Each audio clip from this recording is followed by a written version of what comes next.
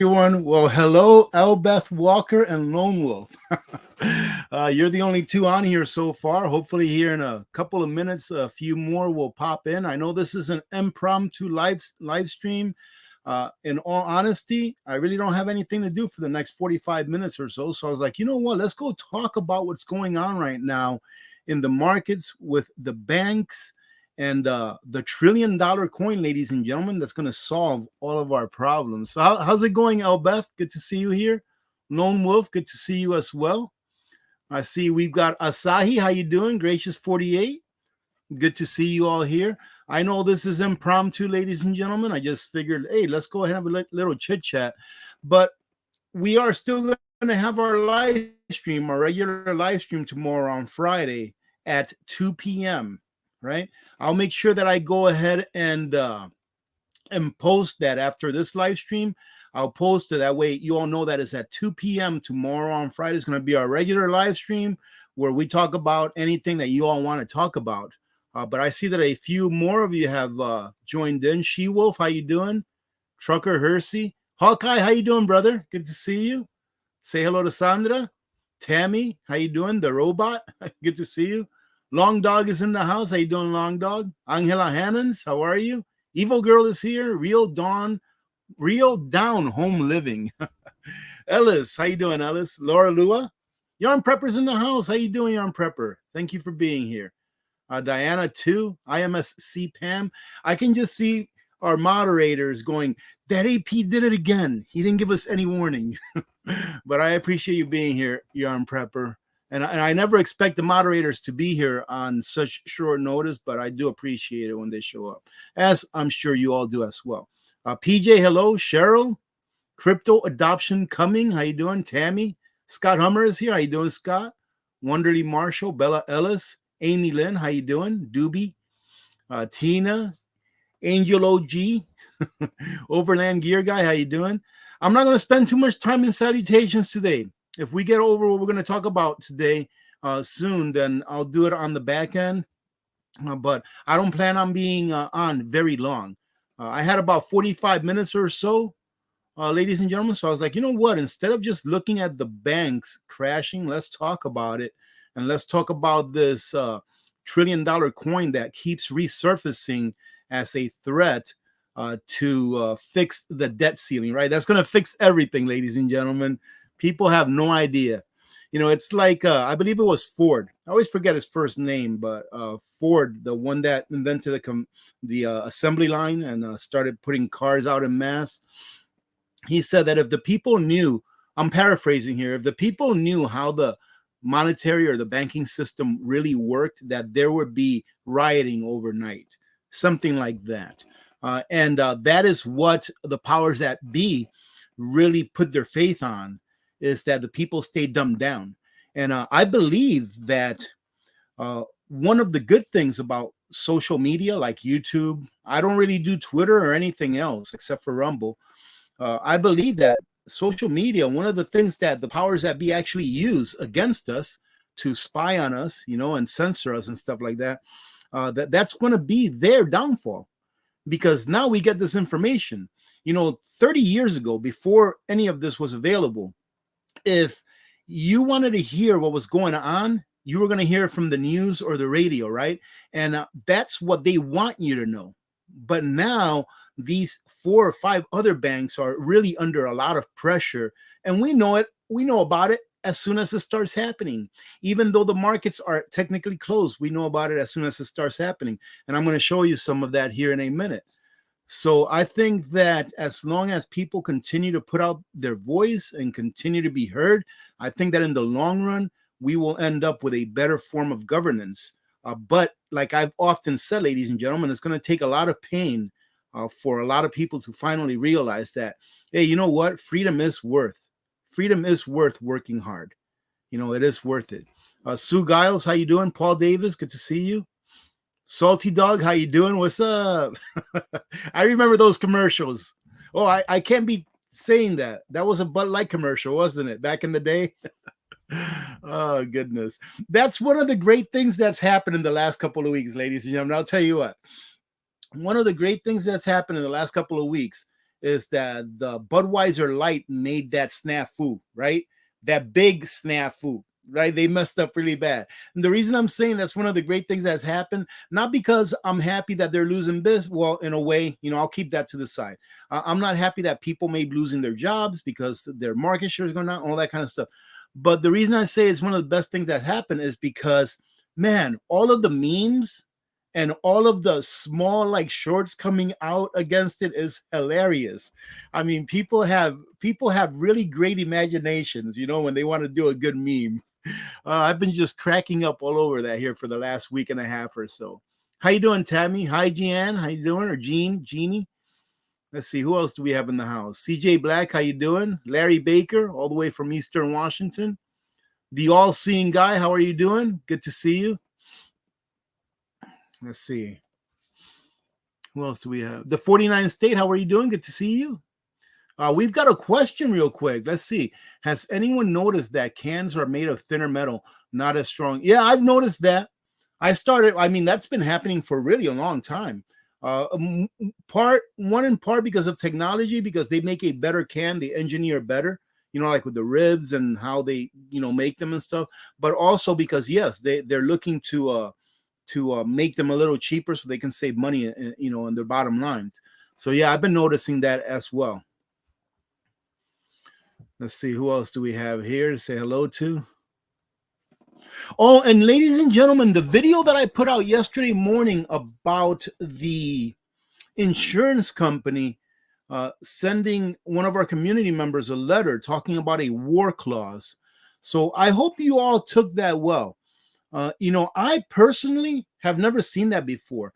The closest thing that I've heard about that was 911, and it was from the owner of that World Trade 7, the number 7 building, the World Trade Center 7. And I remember seeing an interview with him saying that like a month or two prior, he elected to get insurance for the T word, right? He elected to get T word insurance. And, it was one of those things that they're like, why did you all of a sudden just decide to get, insurance for this coverage, And I don't remember what his answer was, but then that's what reminded me of seeing that letter. Why all of a sudden, if they haven't had that in their policy, then why all of a sudden are they like, oh man, we better remember to do this because, what if this happens, in this case, war? But that's the angle that I was coming from.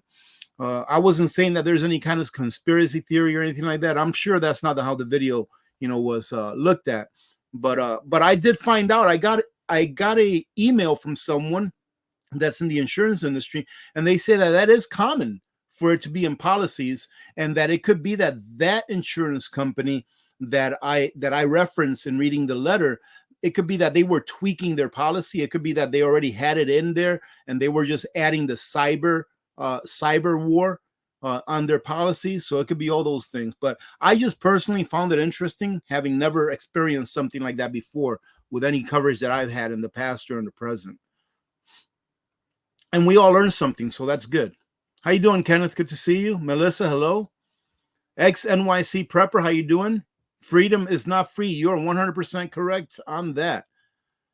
There is still hope. I saw a video yesterday of a young lady who is out there. I forget her name, but she's out there touting the communism and socialism does not work. Look, it's been tried all over the place and it's never worked. And every time that it's instituted in a new way, then it's said to be, this is how it's supposed to be, and then it fails, etc. And but this is a young lady. She's in her, I think, well, to me, she's a young lady. She's like in her mid-30s or something like that, and she's out there talking about it and doing speeches about it to governments, to children, to high schoolers, to college. So that's a great thing.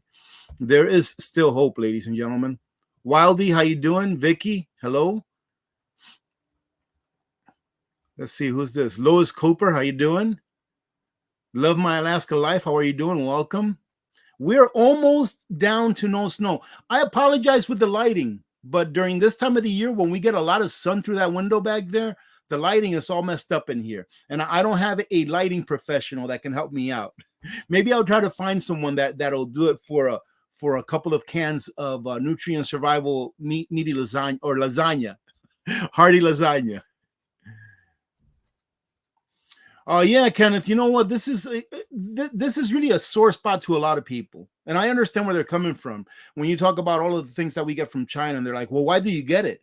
Well, I mean, in all reality, you probably wouldn't be watching me right now if it wasn't for the device that you have. That more than likely, I would say a 90% plus possibility that was made in China, and that's one of the things that I've talked about in the past. Is what are you going to do when we get cut off?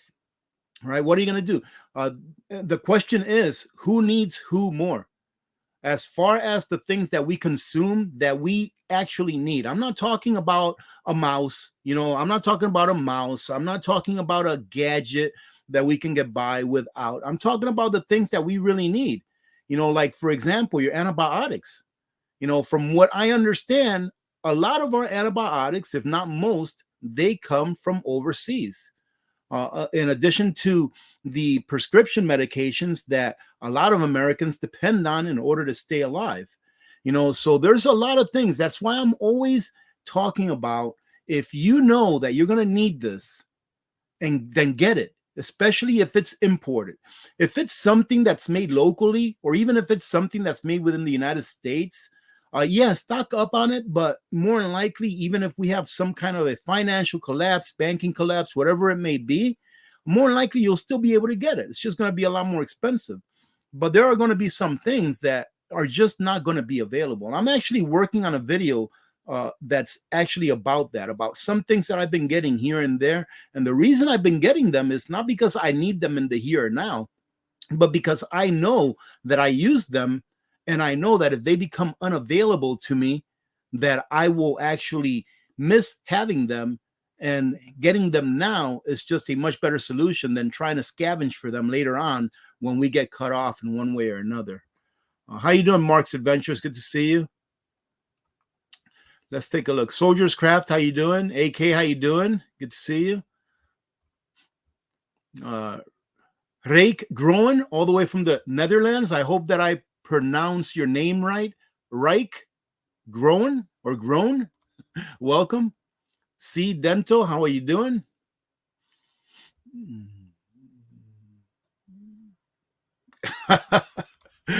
C Dental says, the bank regulators are wokulators, and they are robbing the banks. I would say that they are robbing us, we the people, to tell you the truth. Take a look at what happened with, I forget the name of the banks already. There's really a lot. The one that happened here in a couple of days ago, I think Monday morning, they went bust, and the FDIC had to take them over. Look at what happened there, ladies and gentlemen. This is what's going to happen with that bank. Now, I'm just talking here. I obviously don't know 100% for sure that this was going to happen, but I would probably bet a silver dollar, that it would happen. The FDIC bailed them out, right? And then the FDIC is going to take that bank and turn it over to JP Morgan, and they're going to buy it, right? And if you all remember the last live stream I had last Friday, or the one before that, I remember someone asking me, what do you think is going to happen in the end with all the banks? And I remember during that live stream, you can look it up, I remember saying that I think what's going to happen, that after everything's said and done, maybe in a year or two, however long it takes, it's going to end up being that there's only a handful, or maybe a dozen huge banks in the United States, and that all of the little banks are going to be all gone. All right, ladies and gentlemen, look at what happened here. JP Morgan is getting to take over that bank and its branches, and keeping the good assets, right? Keeping its assets that are actually worth something, and the FDIC is bailing out all of the other bad assets, right? So we, the people, actually bailed out the bank so that JP Morgan can have it. And look at JP Morgan's stock. JP Morgan's stock went up when they took over that bank. Why? Because they only took over the good stuff. They took the good stuff, and we, the people, we got stuck paying for the bad stuff through the FDIC. So, yeah, we will, under the system by which we are governed today financially and through governance, we, the people, the average people, we will always lose, ladies and gentlemen. I was thinking about this yesterday. I was thinking about this Jerome Powell, right? Talking about how we want to get back to a place where inflation is only around 2%. Well, the thing is that the average person does not realize what that means. They don't realize the gravity of those simple words. We want to get back to a place where inflation is only about 2%. What he's saying is we want to get back to a place where instead of stealing 5% or 10% of your wages every year, we only want to steal 2% from you every year, on top of all of the other direct taxes that we tax you. So, on top of your income tax, on top of the tax that you pay for gasoline, on top of the tax that you pay for diesel, on top of this tax, that tax, every darn tax that you can think about, on top of the taxes that you pay involuntarily through regulations, because regulations, ladies and gentlemen, is a tax. Why? Because it costs money for these business to adhere to whatever regulation they have to adhere to. And who do you think they pass that expenditure onto? They pass it on to you. It's a tax. They just call it a regulation. So on top of all that, ladies and gentlemen, we only want to steal from you through the power of inflation 2% a year. That's our goal, to only steal 2% a year from you. That's what they're telling you.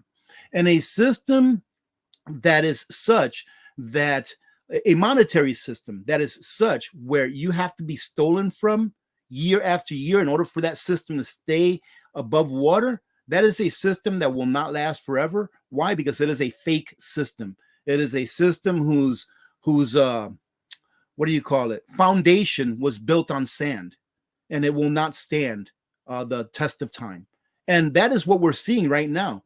Right now, with these bank failures that's going on, and right now with the debt ceiling that's going on, because people are actually waking up about this, and good for those representatives that are actually challenging this and saying, no, we can't do this. People are still waking up. We can see through all of these faults that the foundation of this system is starting to crack. I mean, I'll take that back.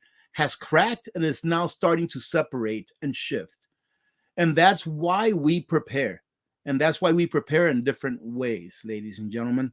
Right now, everyone that's watching, how many of you are here? 564. Thank you for being here. Every one of you that's watching right now, I would hope that every one of you is prepared, at least to the extent that you feel comfortable with, right? If you feel comfortable with only having 1 month worth of sustenance and fuel and things that you need in order to survive, medication, self-defense, all that kind of stuff, if that's what you feel comfortable with, that's fine. At least you're prepared to a certain extent. And that is a lot more than what most people are, right? But me personally, I want to be able to be prepared for at least a year.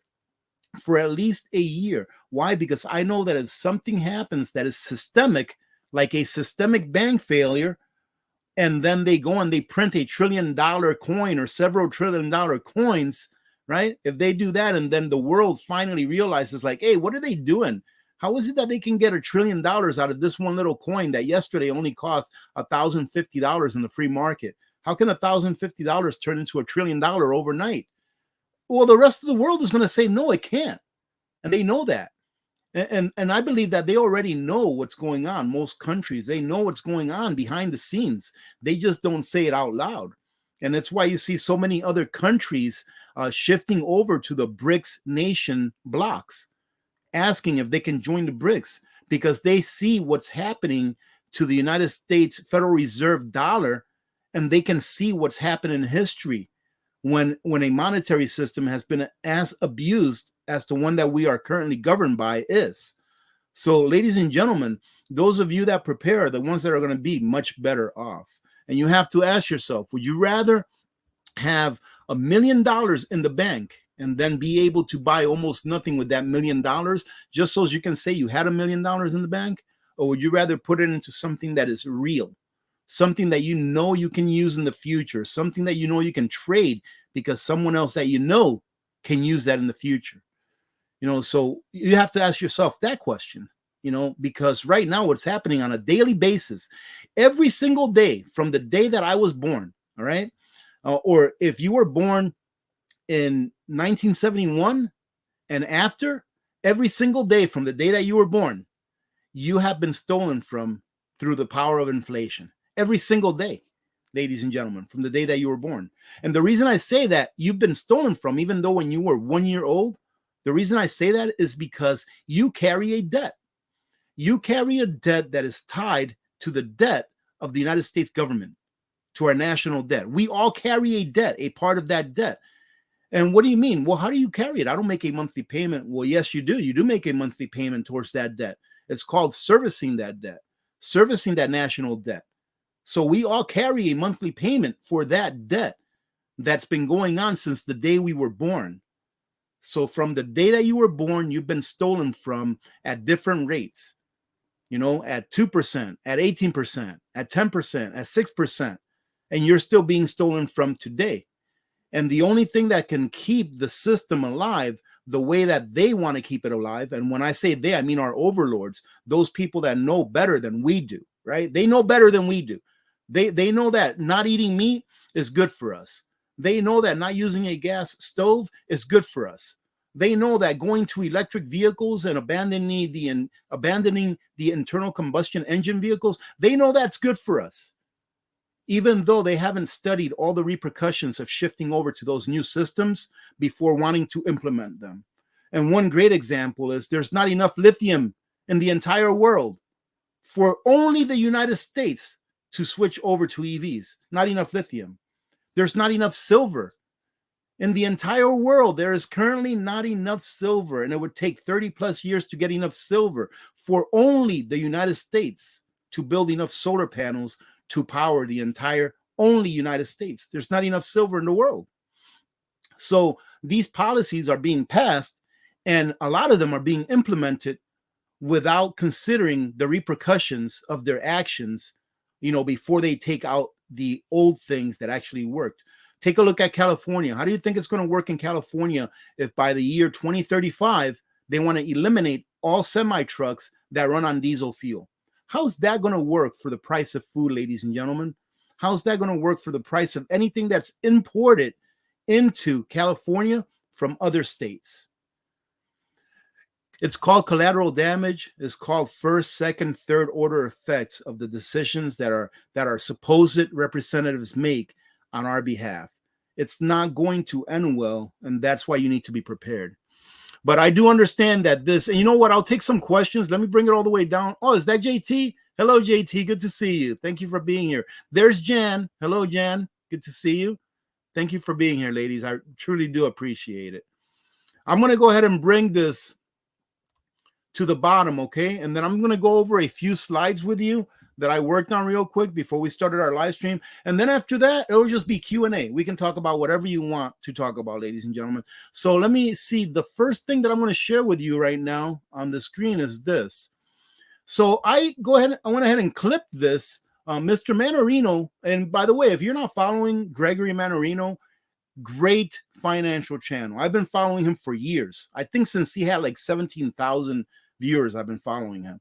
Great financial channel, right? He's very dedicated to what he does. Well, anyways, he just put up a clip last night, right? After closing of all the other banks that were starting to crash. So we all know probably already about PacWest Bancorp that is at negative 54% on their stock. Western Alliance, negative 23. And then the other three here have just started. Comerica, KeyCorp, and Zion at negative 7.7, negative 9. So it's starting, ladies and gentlemen.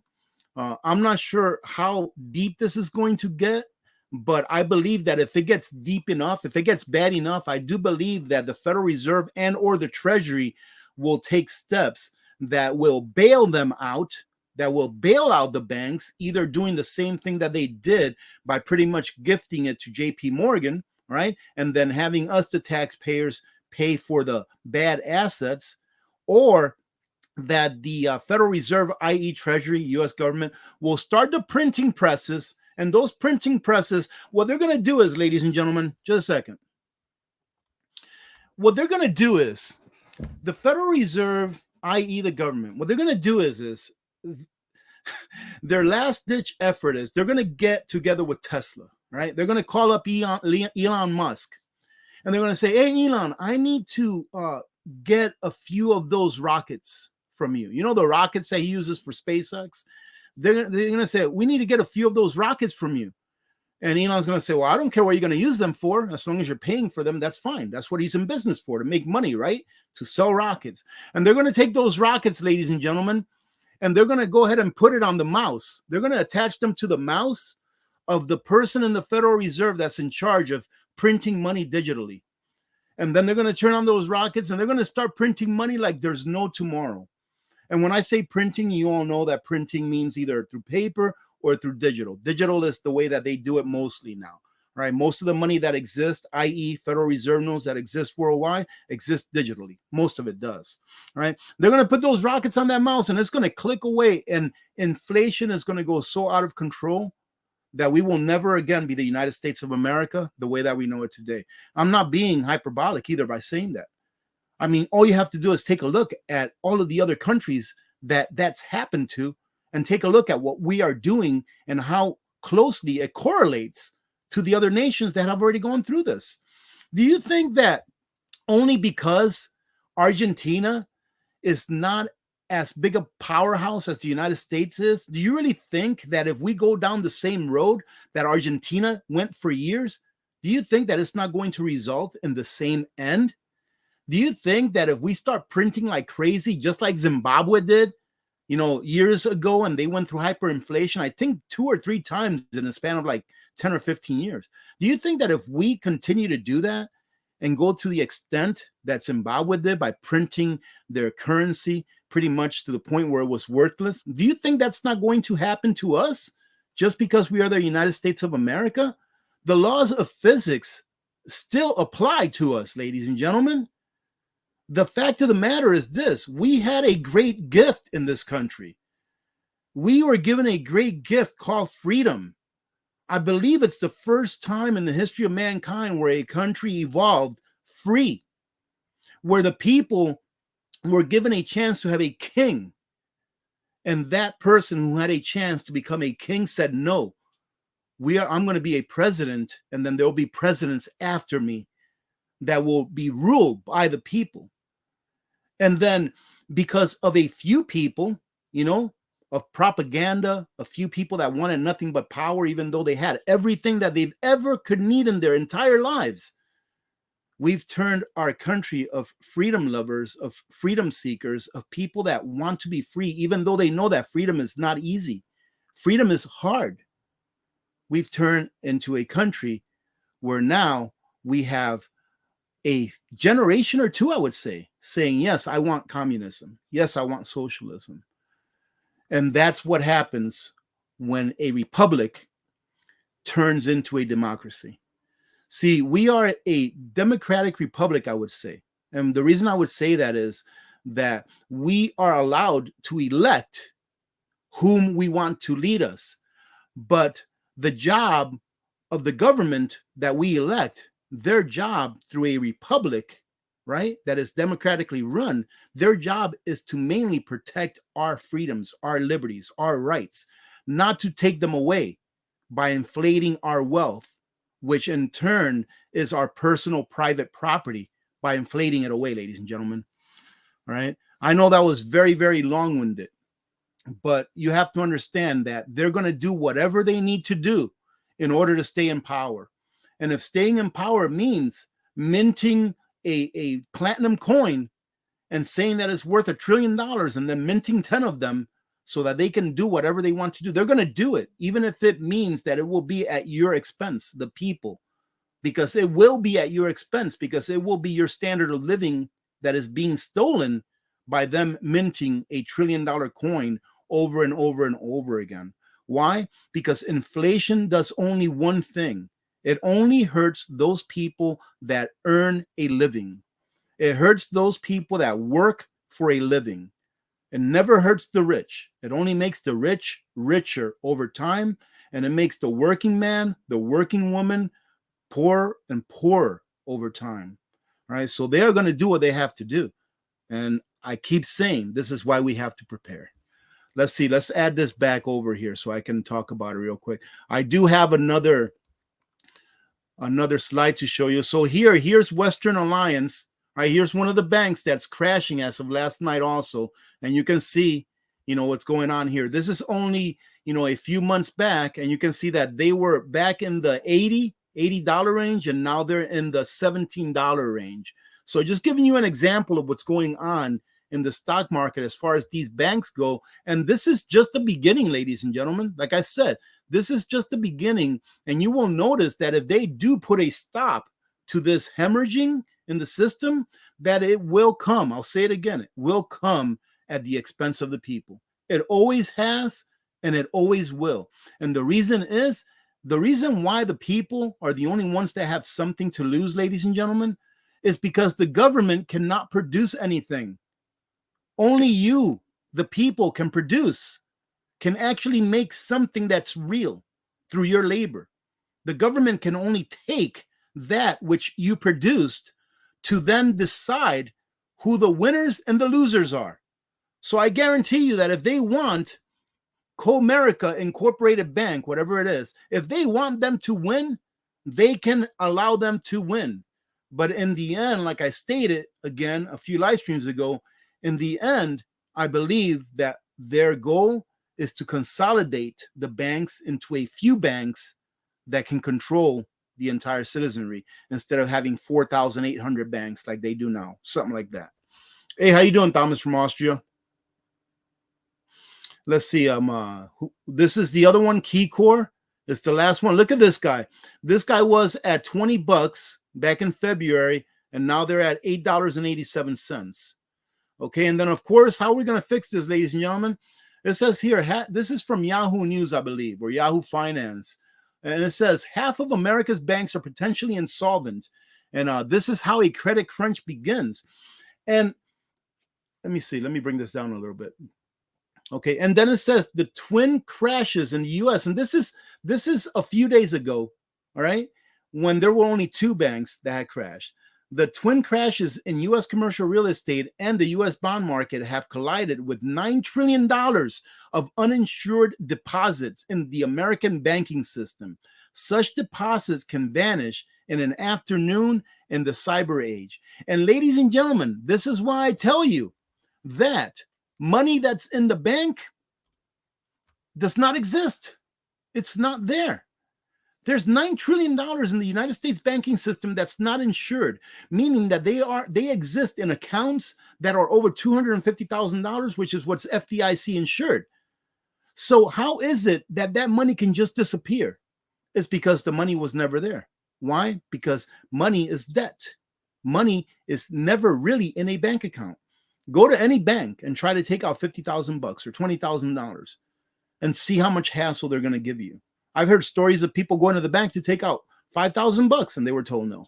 I've been very lucky. I belong to a credit union and they treat me very well there, and the people there are awesome. I love the people in the credit union that I go to. All right, so I've been very lucky that I've never been questioned or anything like that. If I want to take something out, if I wanted to get a cashier's check, it's never been a problem. But do you really think that there's $9 trillion in the banking system, and that if everyone wanted to go to the bank right now and take that $9 trillion out because they said, hey, this is not insured under the FDIC, I'm going to take out the money that's not insured and keep the money that's insured there, you'd think that they would be able to take it out? No, never. Never. Why? Because it doesn't exist. They haven't even made that money yet. That money hasn't even been created yet, ladies and gentlemen. And I know I keep calling it money, but it is fiat currency. And that's why it doesn't exist.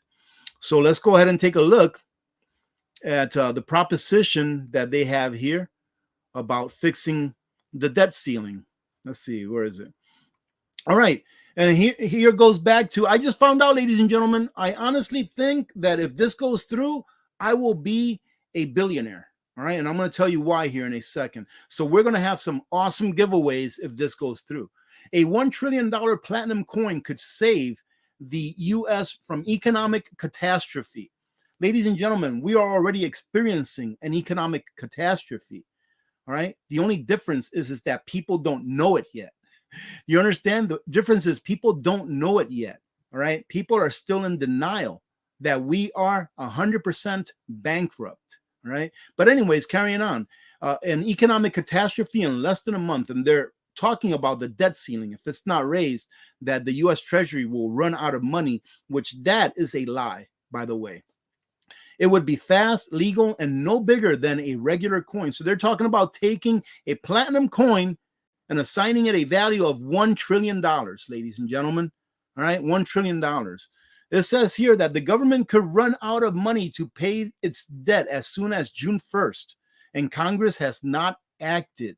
And I believe that Congress should not act. They should not raise that debt ceiling. And I'm going to tell you why in a minute, just in case you haven't heard me talk about why, and that we will be all right if they don't. One potential solution is, as they say, minting $1 trillion platinum coin to pay off the debts and avert disaster. And remember, them printing that $1 trillion platinum coin is you paying those bills, ladies and gentlemen, through an additional tax. All right, on top of all the inflation we already have, paying it through an additional tax. Let's see. And it says here that the coin is likely to fly, but Biden aides are looking for another legal workaround. So why is it that they need to look for all these workarounds, ladies and gentlemen, if we have a system that's concrete?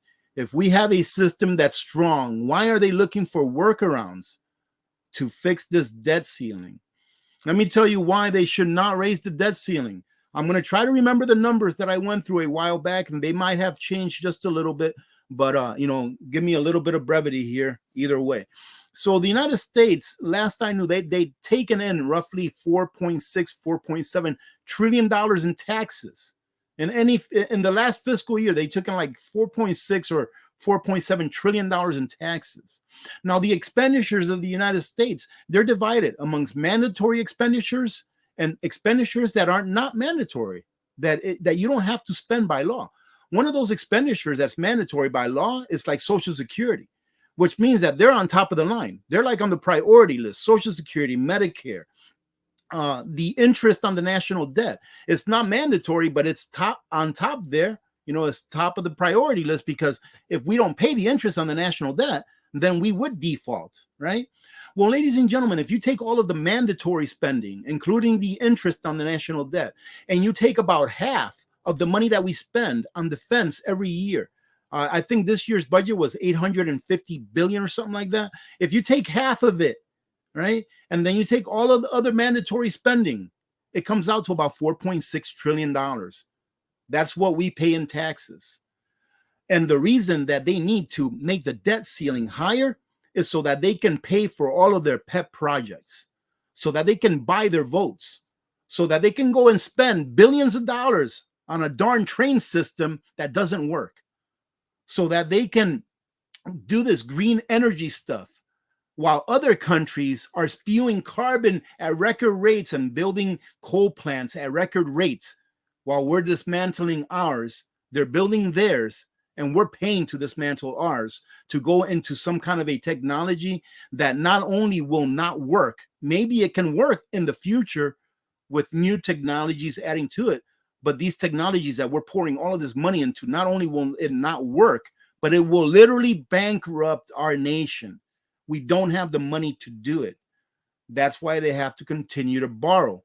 And that's why you have to continue to work, so you can pay the taxes that's required for them to pay the interest on the national debt. It's why politicians don't care about the national debt. In a big part, politicians don't care about the national debt. Why? Because all they need to do is make sure that they pay the interest and service that national debt, every year. And that is why we are bound. That is why, ladies and gentlemen, we are slaves to this system. Because without us working and being taxed and allowing the government to take our labor, our money, and pay off that national debt on an annual basis, then the system would crash. So we are slaves to this system because it is our labor that keeps the dollar up. Again, if we don't pay the interest on the national debt, then people, or countries, whatever it is, they will stop buying our bonds because they know that they're not going to get anything in return. Because the reason they buy our bonds is to get their principal back along with interest. And that's what we pay on our national debt, is the interest, never the principal. All right, ladies and gentlemen. So that's where we're at. And as I've stated before, this cannot be fixed. It cannot be fixed without us experiencing a lot of pain. And that's what we're going to have to prepare for.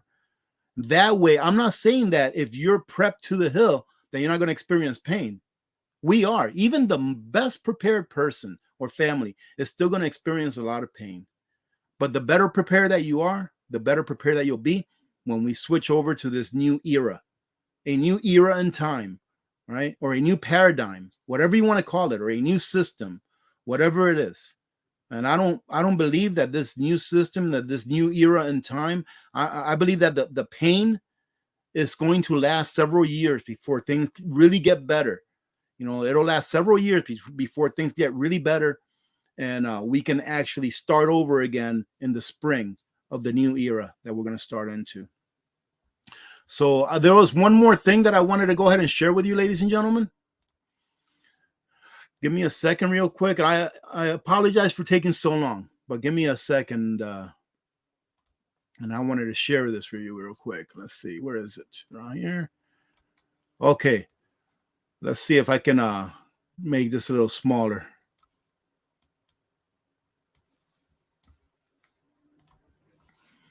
All right. Let's see.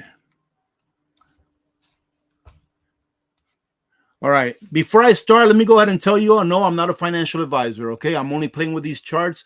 I'm wrong like 100% of the time, just about. But I just wanted to show you what the gold chart looks like, okay? I wanted to show you this right here. So if you take a look at this, if you're interested in gold, like I said, I'm not telling you to buy gold or anything like that. I'm just showing you one of the things that I look at and that I've been looking at to know that gold is the right move. Not only gold, but silver as well. I would say more silver than anything else. However, we do know that whenever gold moves, that silver always follows, always. So I was taking a look back here. Just back in July, we had an all-time high of about $2,090, roughly $2,080, whatever it is.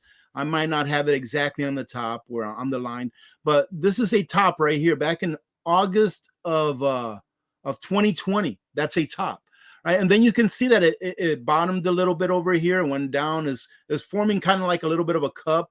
And then we had another high right here, and that high was about 2070 roughly. And now you can see where we're at right here. All right, you can see where we're at right here. It almost hit 2100. But the reason that I have this line right here, this yellow line, is because this is what I think, okay? I am not a technician by trade. It's just a hobby of mine. Excuse me. This line right here, in my opinion, is the line that we have to break above.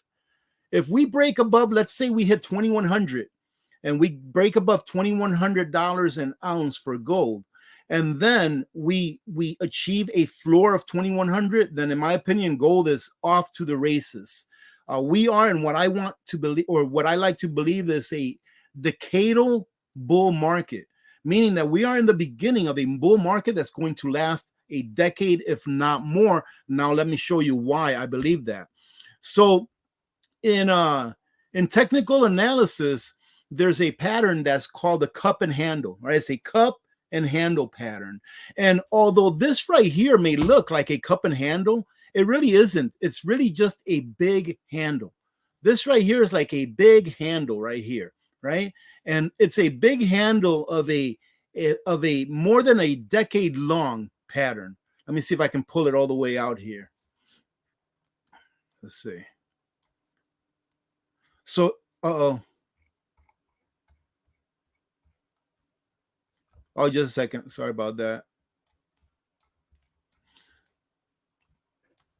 See, I told you, ladies and gentlemen, I am a mere amateur when it comes to this. There you go. I just clicked something by mistake.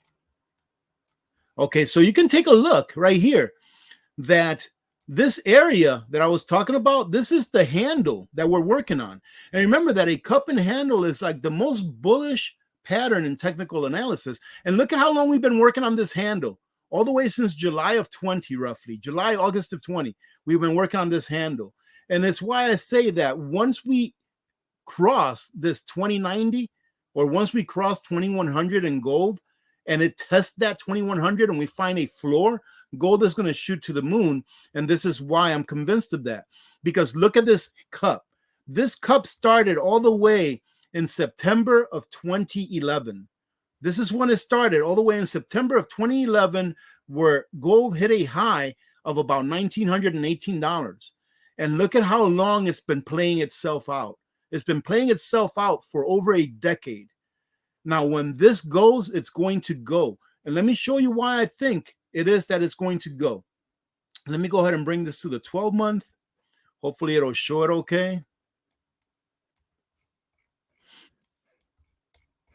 Oh yeah, this is gonna this is gonna show really good. So be patient, ladies and gentlemen. Okay, here we go. This is why I think that when it goes, ladies and gentlemen, it's going to go. Because take a look at 2002. Right here, right after the 2000 market crash, you can see that everything kind of like leveled out.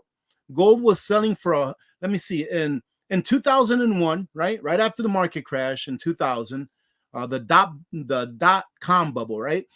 Gold was selling for $175 roughly. Let's say $200, right? And then it flattened out and it consolidated for a few years. But then in 2002, right? I'm sorry, it consolidated for a few months, really. But then here in 2002, it shot all the way up from roughly $400 an ounce, all the way up to a new high of $1,700 an ounce. So that was from 2002, after the dot-com, all the way up to 2013. It shot up. And that was pretty much a decadal bull market. Look, for that entire decade, gold did nothing but go up. And then, as we've seen, it's consolidated, gone down, it's created that cup, and now it's working on the handle. And I believe that once it breaks that handle, and once it starts the real bull market, it's going to be something that looks like this. It's going to be something that went from 400 to 1600. It went up 75%, or I mean, it went up 300%. So what's 300% of 2000? But again, that's just me. That's just me thinking out loud. See, ladies and gentlemen, life is nothing but patterns. If you don't know what the Fibonacci sequence is, take a look at Fibonacci. It doesn't have to do just with trading stocks or looking at charts. It has to do with everything about nature. Everything about nature has to do with Fibonacci. And the stock market is the same way. And that's why I think technical analysis is such a great way to try and take a look, at where something is going. Some people have asked me, they're like, well, why don't you trade stocks? In all honesty, if you go over and check out Johnny Bravo's channel, he's got some courses that I've taken. I've taken his stock trading course.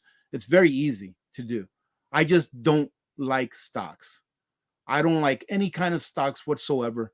I just like to deal with something that I can hold here in my hands, some gold and silver. Even though I know that mining stocks, they can do very, very well. However, this time may be different with the draconian type of a government that we have right now, and with the mess that we're in regards to finances and our economy. I see that it can be very easy for a government like the one we have to tell mines, hey, we're taking you over, we're nationalizing you, because we need your gold, we need your silver.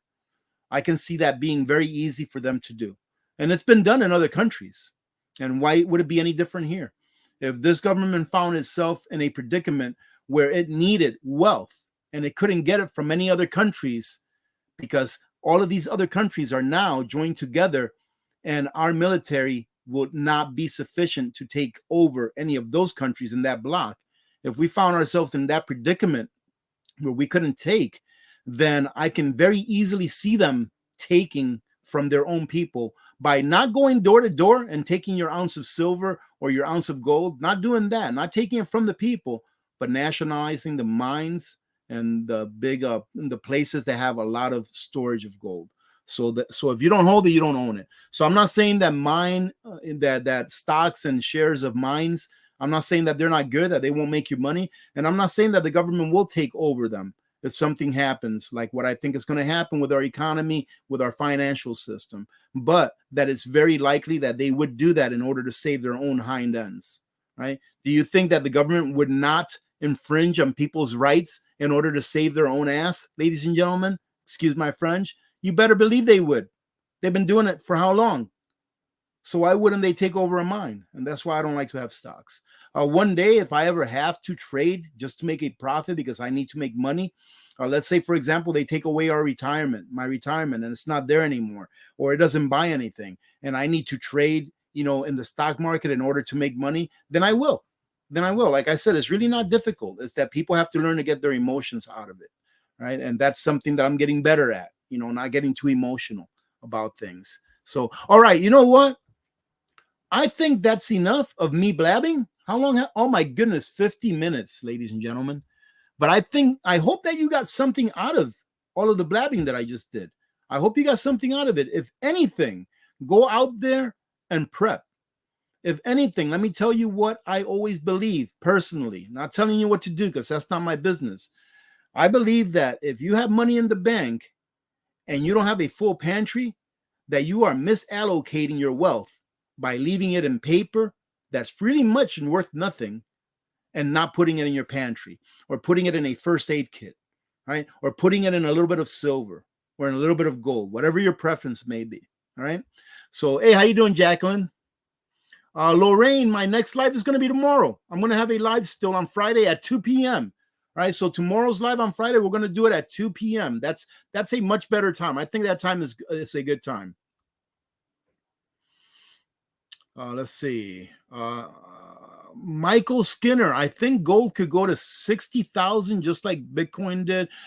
Gold can go to anything. I believe that if they stop manipulating gold, I believe that if they stop manipulating it through paper contracts, that gold would easily go up to 15, 20,000 on its own, that it would easily go up to 15, 20,000. However, I believe that silver, if they stop manipulating silver, I honestly believe that silver would reach equilibrium with gold. I believe that an ounce of silver would be just as valuable as gold, because in the technological world, ladies and gentlemen, silver is more valuable than gold. Silver is used in so many things that we don't even think about. You don't even know the things that silver is used in because there's so many things. And silver is not as abundant as it used to be. Right now, coming out of the ground, silver is only at a ratio of about 8 or 9 to every ounce of gold. So for every ounce of gold that's pulled from the crust of the earth, only about 8 to 9 ounces of silver is pulled from the crust of the earth for every ounce. And we wonder why the ratio of silver to gold right now is roughly about, 80 or so, around 80. It's because the system is very manipulated. But if they stop manipulating silver, I think eventually silver would find its equilibrium. And it would be, in my opinion, I know I sound crazy because it's been manipulated for so long, but I think silver would be well over $500 to $1,000 an ounce, right? Well over $500 to $1,000 an ounce. But I really hope that they do that $1 trillion platinum coin, because you remember me showing you the little 10 grams of platinum that I got? This is 1/3 of an ounce, just shy of 1/3 of an ounce of platinum, 1/3 of a troy ounce of platinum. So if they do that $1 trillion coin, man, I'm wondering if this would be worth $300 billion. We would have some serious giveaways, ladies and gentlemen, if I had $300 billion worth of platinum sitting right here. I doubt that's how it would work, though, because it's not for us. It would only be for them. Take America back from Israel. How you doing? We are here to hear you blab. Good to see you, by the way. I haven't seen you in a little bit. Cheryl Lynch, it depends on what you pay for it. So in case someone's just listening and not watching, Cheryl Lynch asks, is sterling silver flatware a good investment? Only if you're paying an amount that's conducive to the amount of silver that's in it. So I'll just give you an example. Let's say, for example, that you buy a 925 teapot. All right, so silverware and flatware usually comes in sterling silver, which is 92.5% silver. So let's say you buy a teapot that's 925. All right, so let's say that teapot weighs 10 ounces, right? It weighs 10 ounces, which means that it only has about 9.2 ounces of silver, right? Because of that 10 ounces, you multiply 10 ounces by 92.5. So it has about 9 ounces, 9.2 ounces of silver. Okay. So now if you take that 9.2 and you multiply it times whatever silver is selling for in the spot market. Let's say it's selling for $30 to make easy math. So you're looking at $270 roughly, $280 of silver, of actual monetary value silver in that teapot, right? So how much did you pay for it? Did you pay $300 for it? If you paid $300 for it, that's not bad. You know, that's not that big of a premium. Did you pay $700 for it? That's like, you know, twice the premium that you're paying on it. So I would say, no, it's not a good investment. So as long as you do the calculation and you know exactly how much silver there is in that teapot, i.e. flatware, silverware at 92.5, and you know how much is actually worth and how much you're paying for it, then it's up to you to decide whether it's a good investment or not. All right. How you doing, Thomas O'Reilly? Good to see you. Sherry Hicks, good to see you.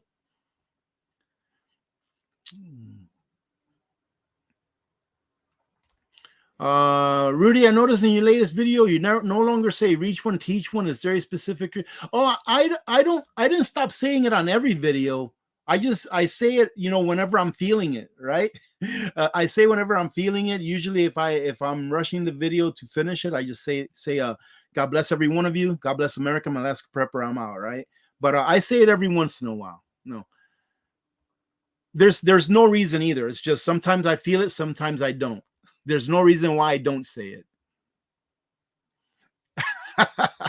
Gracious 48 says, you're so crazy. Amen to that. I agree with you. All right, let's go on. Let's all right. So let me see, what time is it? I'll probably have about another 10 minutes, ladies and gentlemen, if you want to stay on and ask any questions that you may have. All right.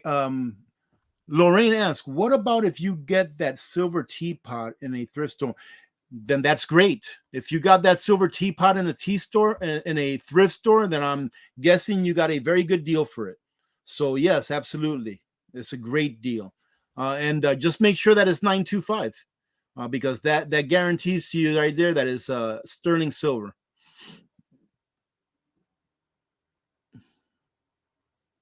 Yeah, absolutely, Sean. Sean says keep it simple with silver. Absolutely, but I recommend that you learn about silver. Like some people can't even tell you what 925 is or 92.5. That's sterling silver. But if you learn a little bit about silver, you know, like all of the different grades, like I just talked about, then if you're a little bit better, well educated, more than the average public is, then you can find great deals, just like Lorraine did. Lorraine found a great deal, I'm assuming, that she got a sterling silver teapot for a very good, you know, price compared to what the price of silver is. How you doing, Paul? Good to see you. Cheryl, how are you? Rob Max. Let's see. If you have questions, please put them in caps, okay, so I can catch them. Rob asks, what do you think of Morgan dollars? Body blue raised arms. I'm not sure what you mean by body blue raised arms. Morgan dollars, nothing wrong with them. A Morgan dollar is 72.15% silver content in the coin. So, what do you call it? Because it's an actual dollar. But that Morgan dollar is 72.15% silver content in that coin. But it's still a Morgan dollar. I mean, I think those are nice. Maybe you were asking me in the way of would I pay the premium for the Morgan dollars? I would only pay a premium for a Morgan dollar if I thought that it was really pretty and I really wanted it, you know, as a numismatic coin, even though you're probably not going to recoup that premium anytime soon.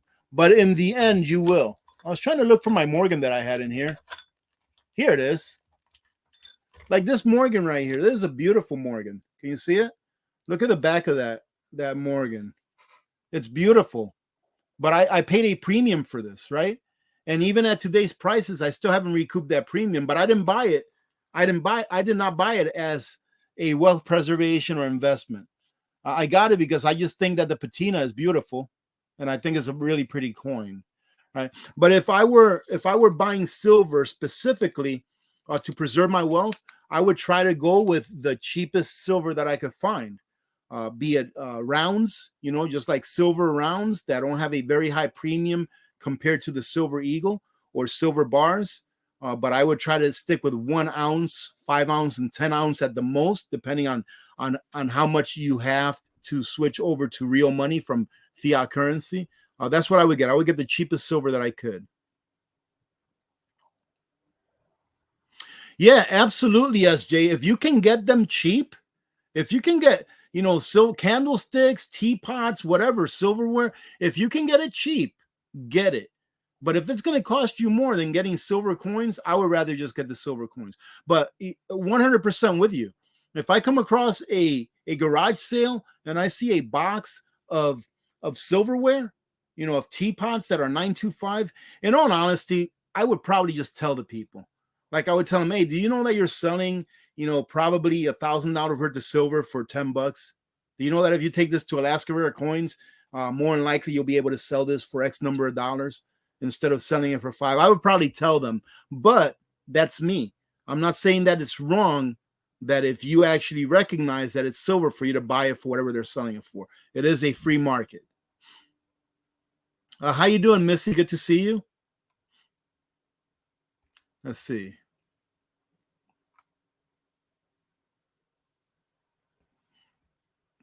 All right, let's see. Oh, man. Miss J, I'm so sorry. I'm really sorry, Miss J. I'm not sure what you mean, what I would advise you to do. But I think I know, and I'm going to tell you what I think you mean by that. But I'm so sorry. It's not even something that I would want to talk about because you just lost your mate. So I'm very sorry about that. Man, it's a big deal, ladies and gentlemen. It really is. Now, Miss J, if you're asking what would I do, like what would I tell you to do, like with excess wealth? All right. So I'm not a financial advisor. Remember that. And I'm sorry that I have to say that so many times, but we're on the internet. We are on the internet, ladies and gentlemen. And, the internet can get a little crazy sometimes. So I have to say it.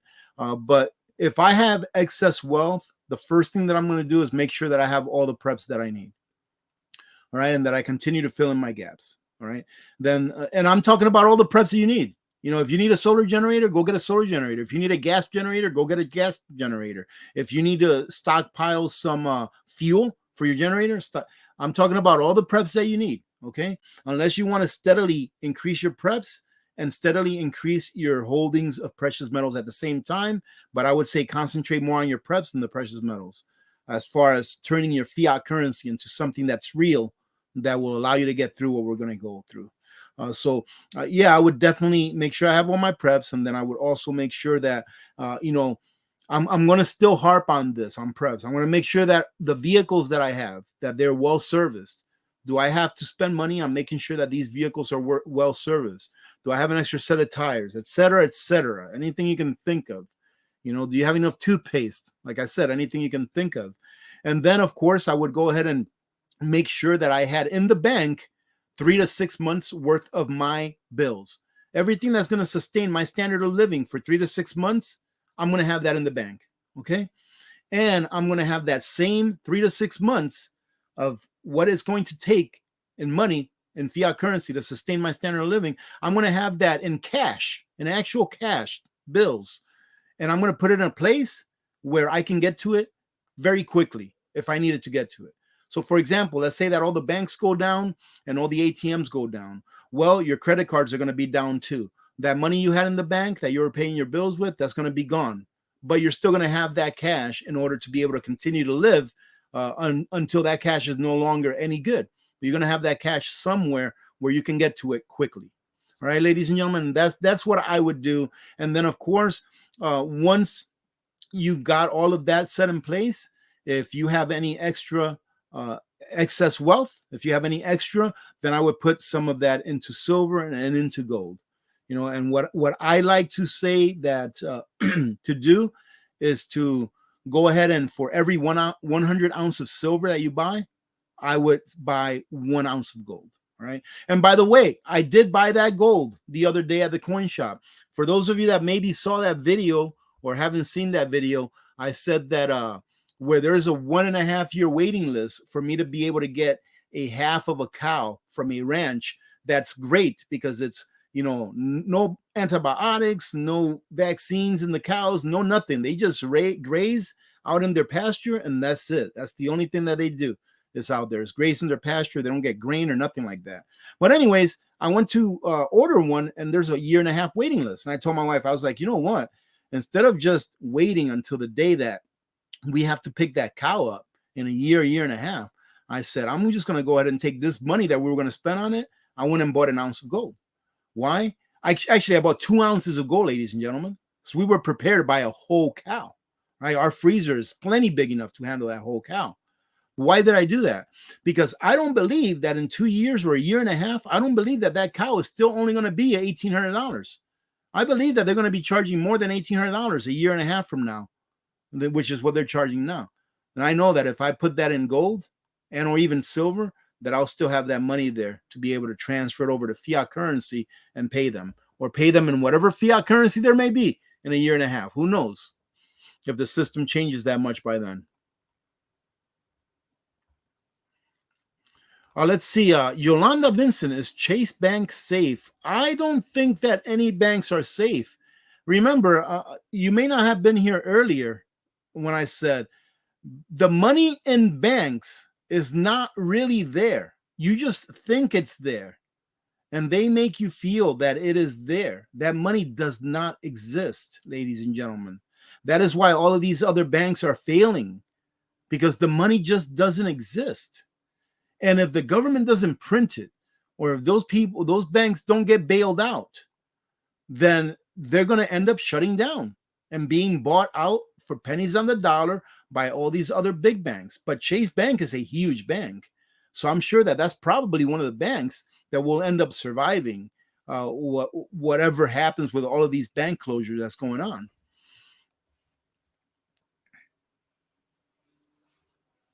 All right, let's see. Yep, absolutely. It's gobbling up all the little banks.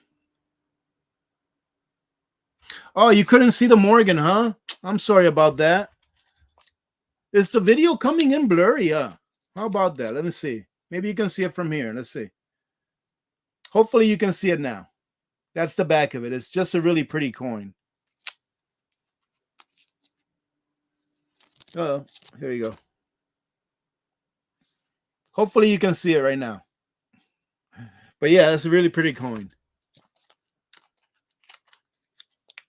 Oh man, that stinks.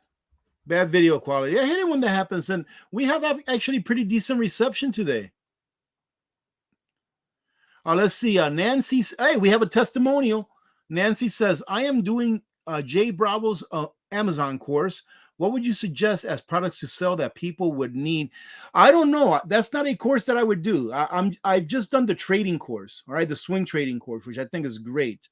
But as far as products that to sell, that is not my, that is not something that I'm good at. I don't have a very creative mind. See you, Jacqueline. Good to see you. Country Girl asks, is there a silver coin that you think is better? I actually think it depends where you live. I think that wherever you live, if you have the money to I would say kind of like waste in a way, but it's not really a waste. But if you have this money to spend on sovereign coins like American Eagle, or the Canadian Maple and the Britannica, if you have money to spend in coins like that to pay the premium, I would say that those coins are a little bit better than just getting a round, a generic round, because they're very recognizable and they're also protected against counterfeiting by laws, right? So like the American Silver Eagle, if you counterfeit that, you're going to get in trouble for counterfeiting, because the American Silver Eagle is actually legal tender. You can actually use an American Silver Eagle, which has the nominal value of $1. You can actually use that to go and spend as $1. Would you? Absolutely not, because you're not stupid, right? You're a smart person. So that, I would say, is a better coin to have, depending on where you live, a sovereign coin, than a generic one. However, it also depends how much you're putting away. I like to have not investing, but stacking silver or gold. I like there to be different stages. The first stage I call my base, the base of my silver, and that constitutes, constitutional silver, like your silver. like your silver quarters. So my base has silver quarters, silver dimes, silver half dollars, so that I can do trading locally. And it's a very recognizable coin. And then my base also has some bullion. It also has some rounds, generic rounds. And it also has some silver eagles. Not that much because the premium is very high. But I like to say that my base has that. And then once you have your base, which is the number of ounces of silver that you're going to want to have to get you through whatever systemic crisis may occur, in the financial system. And I say have at least 1 to 2 ounces of silver for every day that you want to maintain your standard of living. That's what I say, right? So whenever you have as many ounces as you're going to need to sustain yourself for the number of days that you want to prepare for, then you go to your next stage. And my next stage would be silver bars, that are like, or silver coins that are like 5 ounces, 10 ounces, kilos. You've seen me buy a kilo before, and stack it up like that. And then the third one is going to be getting like gold. So for every 100 ounces or so of silver that you have put away, maybe get an ounce of gold. Or you can work them all at the same time by getting a little bit of each at the same time as you work your way up. So there's really like not something that's better, but I think that if you do it in those levels, that it's better for you. That way you can cover the things that you need first. And barterability is a lot more important than the wealth preservation part, because if you have a 100-ounce bar of silver, it's not going to be very easy to barter it, to trade it with someone else for something. So barterability in the beginning of your collection of silver or gold, barterability, I would say should be your base, your first priority. Hey, how you doing, Sailor Spirit? Thanks for joining in. Stand strong. How are you doing? Lois, how you doing? Good to see you. What time is it? Well, I got to get going, ladies and gentlemen. Let me see. Karen, is a question that you have to ask yourself. Arm yourself with all the knowledge that you can have as far as prepping, as far as how things are going, whether you think that the system is going to stay up long term. It's really up to you. I can't tell you to do it or not. What I can tell you is that I've done that. In the past, I took my 401k out, I took the penalty, and I paid whatever taxes I need to pay on it, and I turned it into preps. Okay, I did that. But we're all different. I can't tell you whether you should do it or not do it, right? I don't know your situation 100%.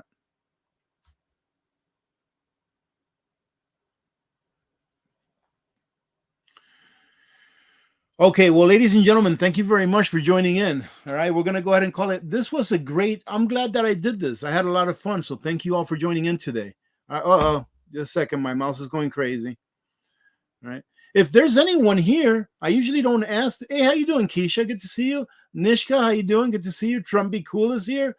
Tommy Temper. Great to see you. I love Jesus. How you doing? Say hello to the young girls. Say hello to the little ladies, not young girls, the little ladies. All right. Have a great time. Have a great day, ladies and gentlemen. We'll see you tomorrow, 2 p.m. Alaska time, 6 p.m. Eastern time. We'll have a live stream tomorrow, and it'll be all yours. We'll talk about anything you all want to talk about tomorrow. Okay. Having said that, have a great day. If you're new, say I am new in all caps, and we'll shout you out during the outro so that the rest of us here can welcome you into the community. All right. Having said that, have a great day. Remember to be good to each other, ladies and gentlemen. When good people do good things happen. Remember to reach one, teach one, and repeat. If we all did this, the world would be a better place, and you know that it will be a better place. Many blessings to every one of you and your families. God bless you, ladies and gentlemen. I'm Alaska Prepper, and I'm out. God bless. We'll see you tomorrow.